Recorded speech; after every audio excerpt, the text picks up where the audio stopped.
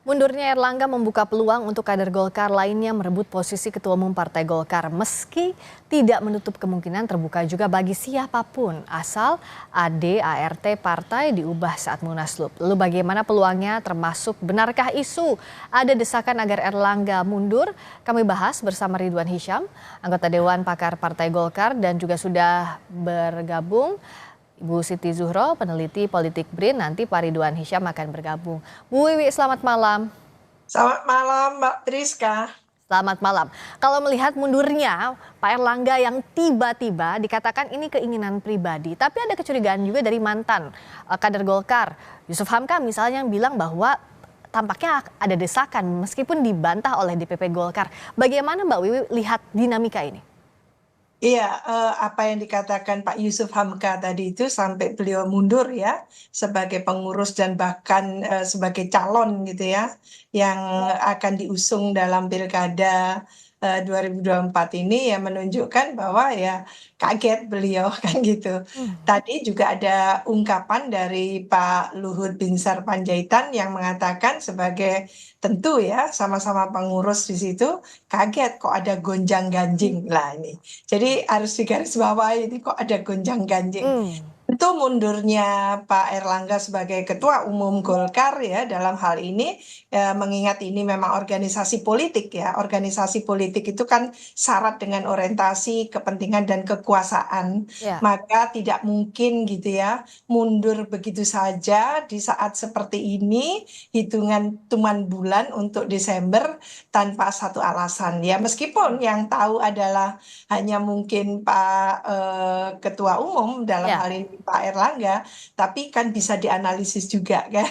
Meskipun sudah banyak sebetulnya hasil analisis yang mencoba memprediksi gitu ya, apa gerangan yang membuat atau mendorong Pak Erlangga ini mundur gitu. Dari semua ungkapan statement yang disampaikan ke publik itu sebetulnya kita bisa menilai gitu ya bahwa sebetulnya ini pilihan yang berat tapi dia lakukan gitu ya. Ini pilihan yang berat tapi dilakukan juga gitu.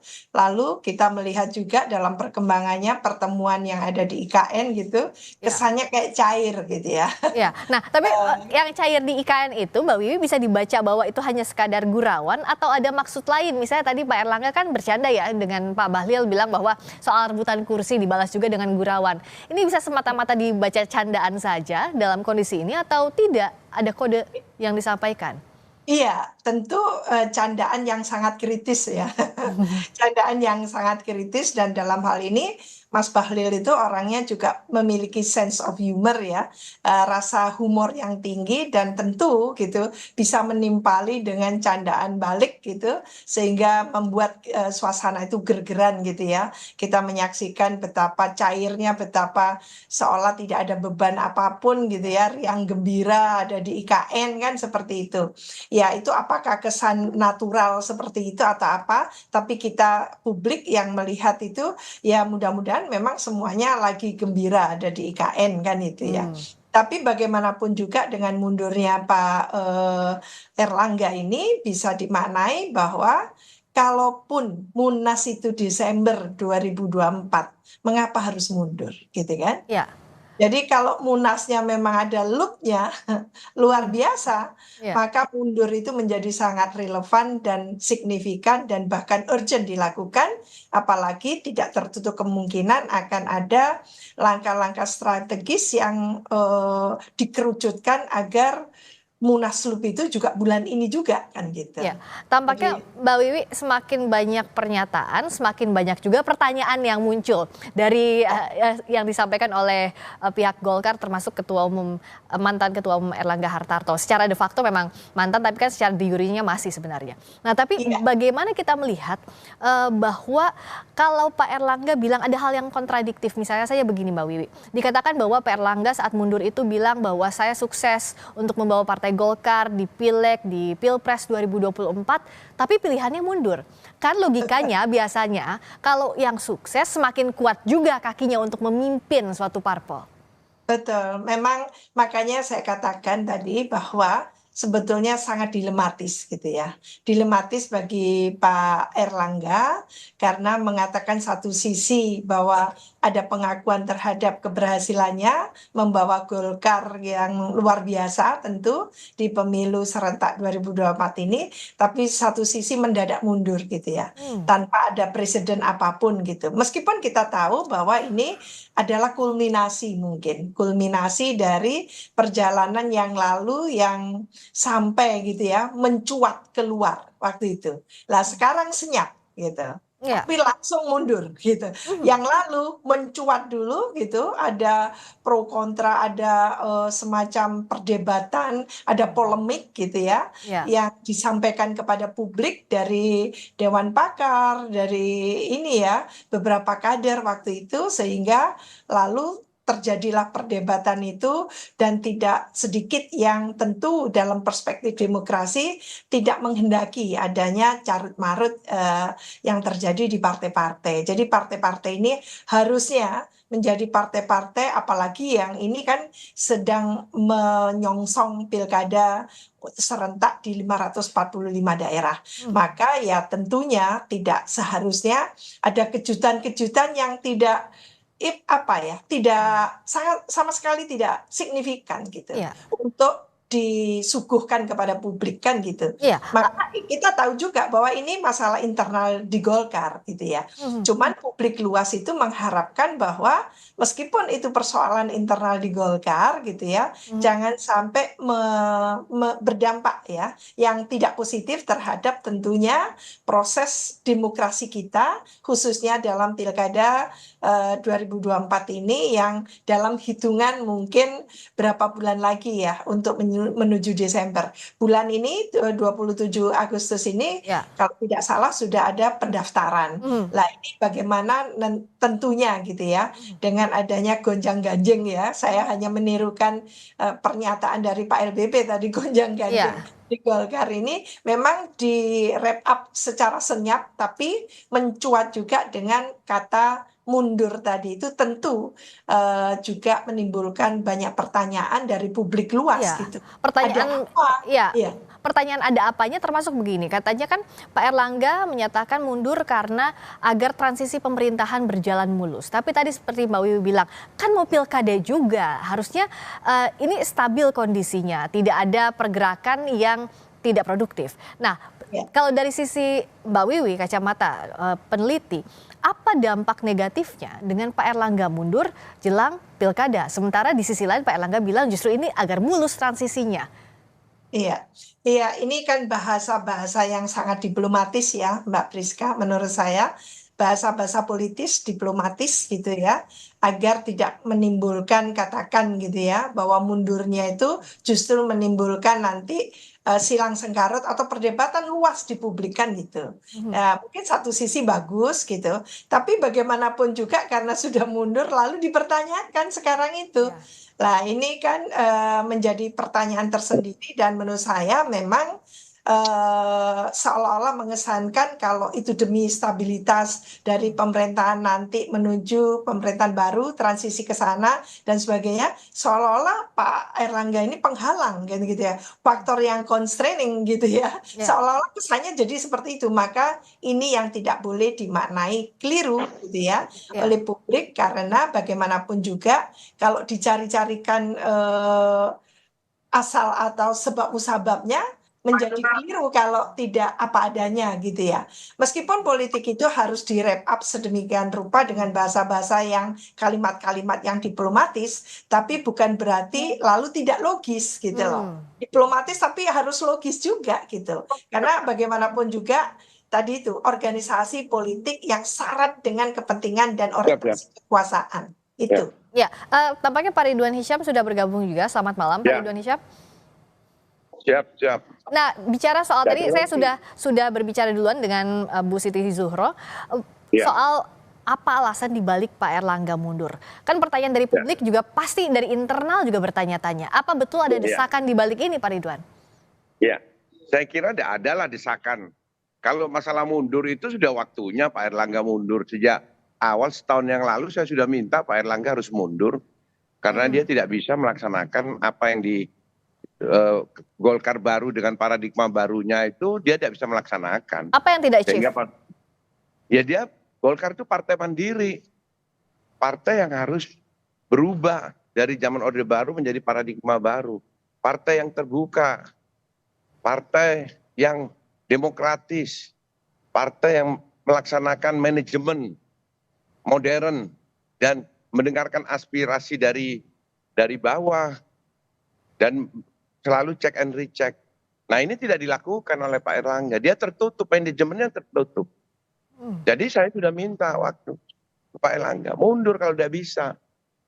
Saya ini anggota fraksi Partai Golkar, sudah hampir 5 tahun selesai, rapat fraksi pleno itu baru 1 kali.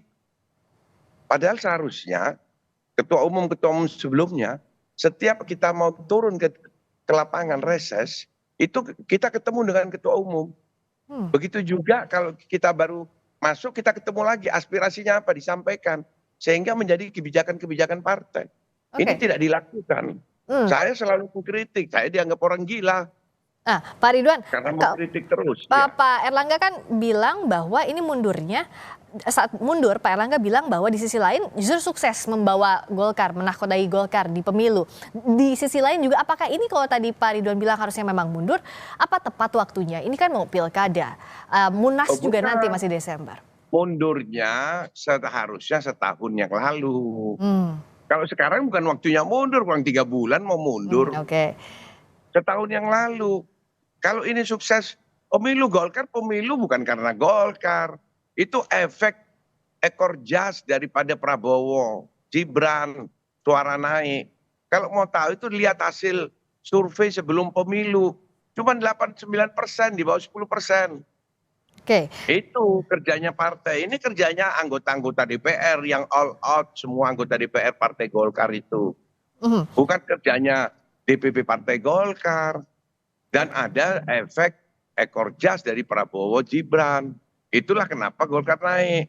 Karena saat itu juga ada penurunan yang cukup signifikan dari partai yang lain gitu. Berarti kondisi di Golkar sendiri, di internal Golkar memang ada gejolak begitu Pak Ridwan sejauh ini? Kalau gejolaknya kan sudah terbuka, Golkar ini partai terbuka. Jadi kita sampaikan setahun yang lalu sudah gejolak bulan Juli, kita sudah minta munaslup. Tapi karena kita ini partai yang solid, begitu sudah diberi informasi, saya selaku Dewan Pakar memberikan masukan, Ketua Dewan Pakar dan Sekretaris Dewan Pakar membuat surat resmi untuk maju sebagai calon presiden karena dia adalah calon presiden Golkar hasil Munas, dan kita membuat poros keempat, tidak didengarkan. Dan tidak ada klarifikasi. Dan kita tidak pernah Dewan Pakar yang jumlahnya cukup banyak. Dewan Pakar ini anggotanya para mantan gubernur, mantan duta-duta besar, mantan DPR itu ada semua Dewan Pakar. Tidak didengar sama Erlangga. Diundang aja sekali tidak pernah selama 5 tahun ini. Apakah itu adalah pemimpin yang terbuka? Tidak benar kan? Sangat tertutup, manajemennya manajemen tertutup dia. Nah, jadi kalau sudah waktunya mundur, ya sudah waktunya. Di tengah setahun yang lalu. Ya Pak Ridwan, di tengah gejolak yang terbuka ini, untuk bursa nama yang masuk sebagai dari mulai PLT Ketua Umum ataupun nanti definitif, siapa saja yang sudah mengemuka di internal? Ya memang ada istilah orang dalam, ada orang luar. Siapa tuh? Tapi menurut saya, karena partai ini partai terbuka, semuanya diperbolehkan. Orang dalam itu adalah orang yang sudah masuk di dalam kepengurusan atau sedang dalam kepengurusan partai. Baik itu di DPP, di DPD, di Dewan Pembina, Dewan Pakar, Dewan Penasehat, itu orang dalam.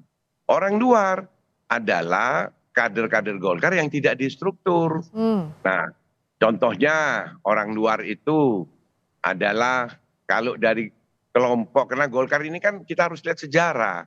Ada sejarahnya, ada kelompok dari A, dari ABRI, dari B ada birokrat, ada G golongan.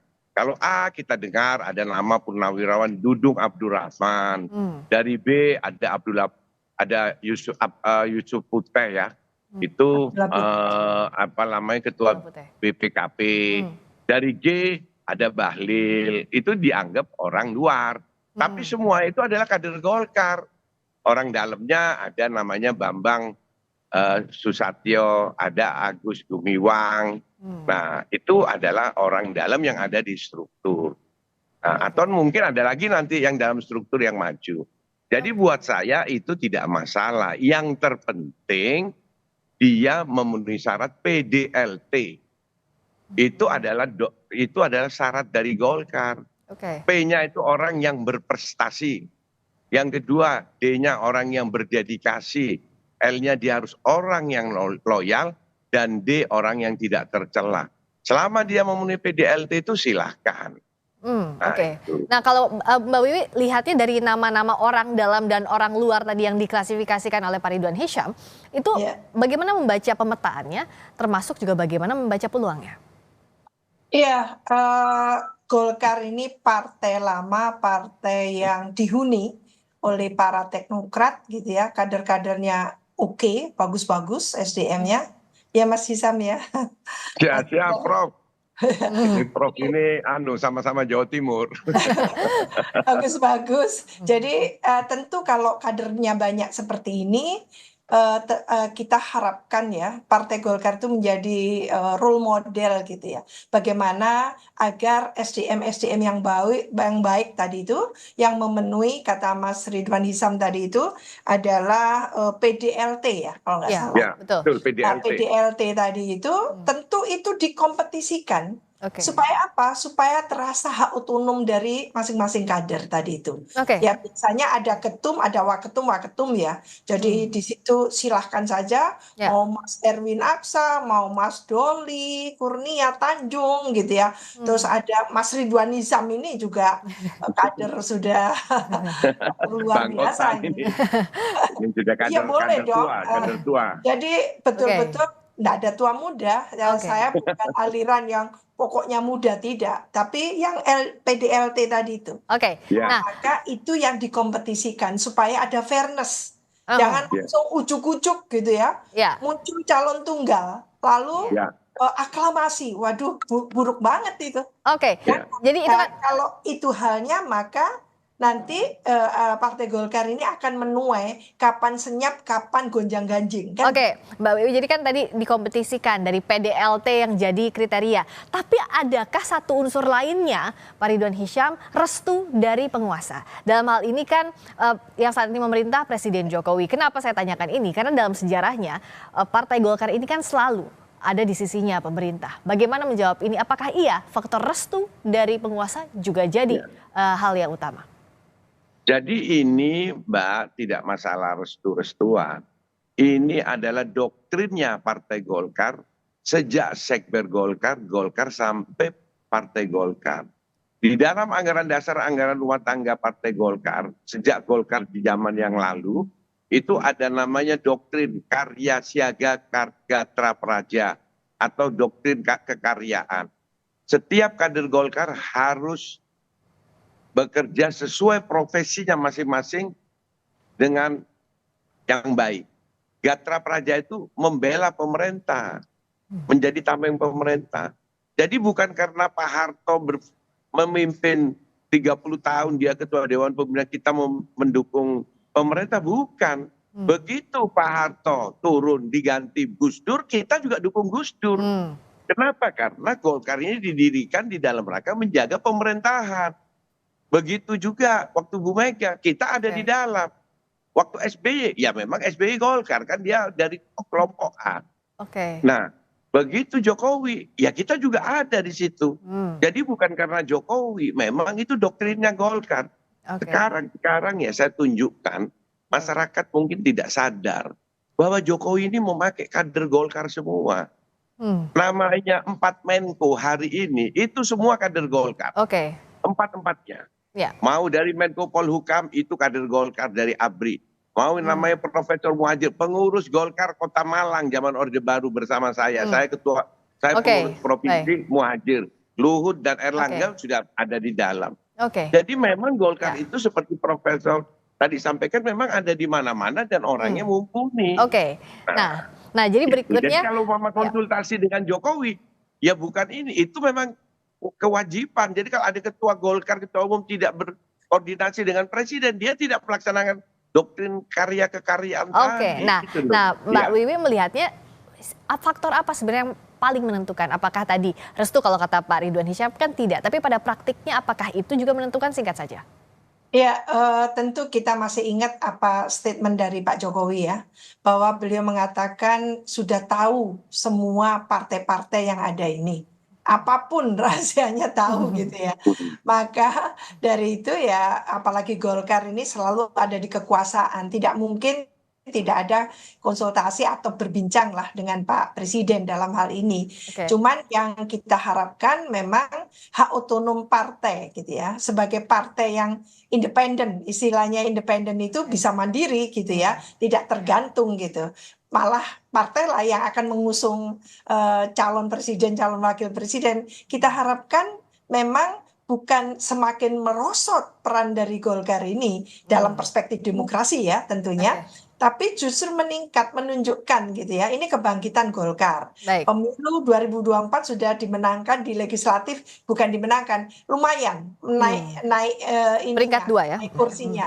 Nah, tapi tidak cukup dengan itu saja. Oke. Maka suksesi di internal Golkar itu juga harus menjadi contoh bahwa ini adalah pilarnya demokrasi, di mana rumah demokrasi mempertontonkan, rumah demokrasi di Golkar itu mempertontonkan satu kompetisi kontestasi yang diikuti oleh calon-calon ketum yang berkualifikasi, kan itu, Ya, yang PDLT tadi itu. ya, So, oke. ya, ya, Ya, ya baik. PDLT PDLT tadi tadi, itu. ya. Yang seperti itu menurut saya, kalau itu bisa dipertontonkan ke publik, maka publik akan tabik gitu, hormat, oh Ya. bagus Oke, ini. nah, Tapi kalau sebaliknya ini hanya akan ditopel oleh kekuasaan, oleh istana, menurut saya ini apa ya, menunjukkan satu setback gitu ya dalam perjalanan oke. Golkar yang tentunya gitu Ya. ya tidak harus seperti itu. Baik, masih ada pertanyaan yang tak terjawab, tapi setidaknya belum selesai dengan ada apa dengan mundurnya Pak Erlangga. Berikutnya adalah siapa yang akan jadi penggantinya.